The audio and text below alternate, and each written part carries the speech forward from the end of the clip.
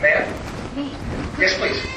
First of all, I just want to say, Dr. Paul, I am very pleased to be in your event, and I'm very pleased to think about a presidential candidate that has got a military background as commander-in-chief. I think that's very much a plus.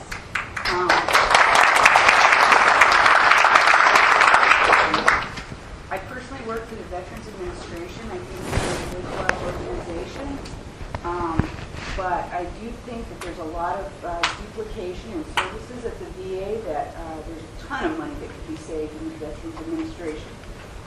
And I do want to say that I'm a military child, and the selling off of military bases for short-term gains is, I think, very short-sighted, and I hope that if you do become our president, that you will keep the military bases that we have at present and not sell them. The bases here. Yes. Oh.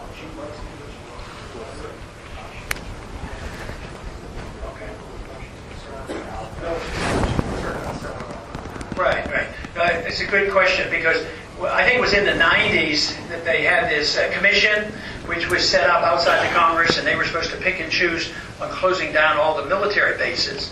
And they did close a lot of military bases down. And technically, some of them, I guess, could have been justified as being cut down. But I did not like it. I did not like the commission. I thought the Congress should make those decisions. And I argued foreign policy at the time.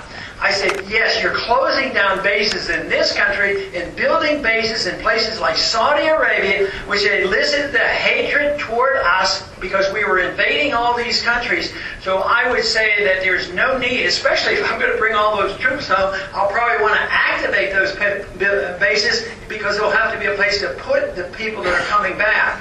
So ultimately, though, I think reforms would be okay, and look at them, but that would not be a goal. I think I did not like it in the 1990s, and that would not be an outstanding goal to close down the bases. And when it comes to veterans, I think the only appropriation, the bill that I've ever voted for, has been for veterans.